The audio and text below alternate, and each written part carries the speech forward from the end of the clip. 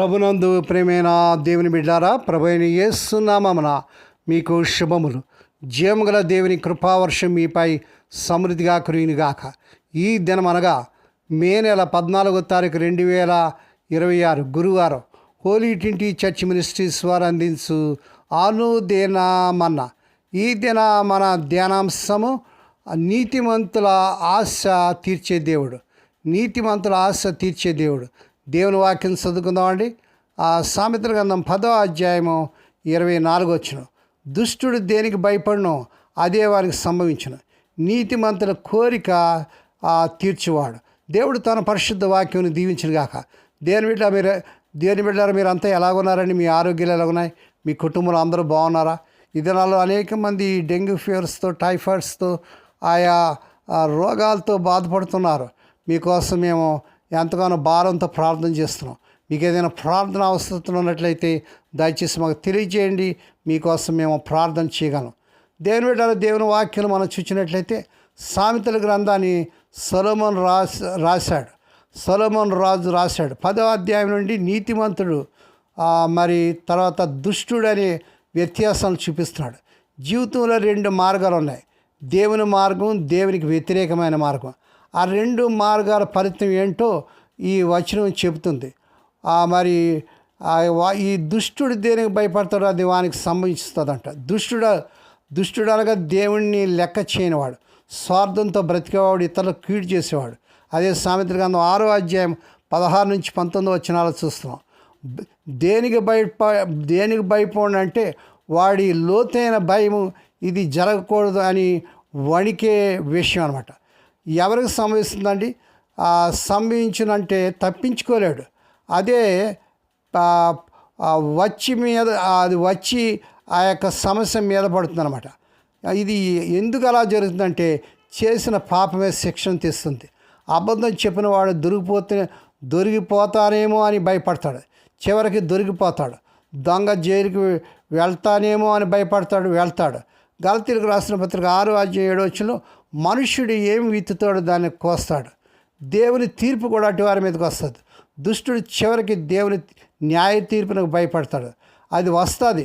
యెషయా గ్రంథం 66వ అధ్యాయం 4వ వచనంలో వాడు భయపడినది వారి మీదకి రప్పిస్తాడని రోమీయులకు రాసిన పత్రిక 2వ అధ్యాయం 5వ వచనంలో చూస్తున్నాం. ఆ దుష్టుడు తామే ఉగ్రత కూర్చుకుంటారని కూడా చూస్తున్నాం. దేవునికి వ్యతిరేకంగా బ్రతికితే నీ భయమే నీ భవిష్యత్తు అవుతుంది. ఎందుకంటే నేను కాపాడే దేవుడిని నువ్వు వదిలేస్తాను అనమాట. దేవుడి బిడ్డ, మీ పరిస్థితి ఎలాగుంది? నీతిమంతుల కోరిక తీరుస్తాడు. నీతిమంతులు పరిపూర్ణులు కాదు, కానీ దేవుడిని నమ్మి ఆయన చిత్తంలో నడవాలని కోరుకునేవారు. ఆదికాండం 15వ అధ్యాయం 6వ వచనం. ఇక్కడ ఎందుకంటే వారు ఆశించేది నీతియుక్తమైంది. వారు దాన్ని అనుగ్రహించడం అనుగ్రహించడం వల్ల ఏ సమస్య ఉండదని దేవుని తెలుసు. దుర్నీతి పరులకు అలాంటి వాగ్దానాలు చేయడం వ్యర్థమే. వారు పొందే వాటి వల్ల వారికి ఏ మేలు కలగదు. సరికదా వారి వల్ల సమాజానికి కూడా ఏ ఉపకారం జరగదు. మనం దేవుని ఆజ్ఞలు పాటిస్తే ఆయన మన ఆజ్ఞలు మన్నిస్తాడు. నీతిమంతుల కోరికలు చెడ్డవైతే అవి వారికి అనుగ్రహింపబడవు. అవి వారికి ఉండాల్సిన నిజమైన కోరికలు కావన్నమాట. వారి మనసు ఇటు అటు కొట్టుకొని పోవడం వల్లనే పుట్టే ఆశలు అవి. వారు నడవాల్సిన నీతి మార్గాన్ని విడిచిపెట్టి భయంకరమైన తప్పుల్లో చిక్కొని తర్వాత వారి ఆశలు మంచి ఆశలు ఎలా అవుతాయండి? అలాంటి ఆశలు, కోరికలు తిరస్కరించవలసిందే. అయితే నీతిమంతులకు ఉన్న కృపాసహితమైన ఆశలు, కోరికలు ప్రభు ముందు పెట్టినప్పుడు ఆయన కాదనేవాడు కాదు. కొద్ది కాలంగా ప్రభు మన వినపాలను ఆలకించట్లేదా? ఈరోజు వాగ్దానాన్ని బట్టి దేవుని బిడ్డ ప్రోత్సహించబడండి. మళ్ళీ ఆయన సన్నిధిలో మీ కోరికలను వివరించుకోండి. మన కోరికలు తీర్చడానికి ఆయన అసలు ఇష్టపడలేదా? అయినప్పటికీ మనం ఆయన కృతజ్ఞతలు చెల్లిద్దాం. ఆయన చిత్తంలో మన కోరికలు తిరస్కరించబడటమే అన్నిటికంటే శ్రేష్టమని ఆయన ఎంచితే అలా జరగడమే మంచిదని ఎప్పుడు ఆశిద్దాం. కొన్ని విషయాలు అయితే మనం చాలా ధైర్యంగా అడుగుతాం. పరిశుద్ధత, ప్రయోజకత్వం, క్రీస్తు ప్రభు స్వరూపం, పరలోకానికి సిద్ధపాటు మొదలైనవి అన్నీ కూడా మన ప్రాముఖ్యమైన కోరికలు. అవి ప్రకృతి సిద్ధమైనటువంటి ఆ కోరికలు కావు, కానీ కృపాసహితమైన కోరికలు. దేవుని స్తోత్రములు కలుగును గాక. ఇలాంటి కోరికలు నీతిమంతులవే కానీ మామూలు మనుషులు కావు. ఇలాంటి కోరికలు తీర్చడానికి దేవుడు ఎలాంటి పరిమితిని విధించడు. మనం అడిగిన దానికంటే ఊహించిన దానికంటే ఆయన ఎక్కువగానే అనుగ్రహిస్తాడు.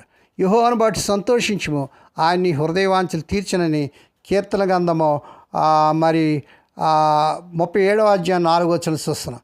గనుక దేవుని బిడ్డలారా, మరి మన కోరికలు తీర్చడానికి ఆయన సిద్ధంగా ఉన్నాడు. గనక మరి నీతిమంతుడి కోరిక తీరుస్తాడు. ఆ నీతిమంతుడిగా మారితే దేవుడు నీ కోరికలనే మారుస్తాడు.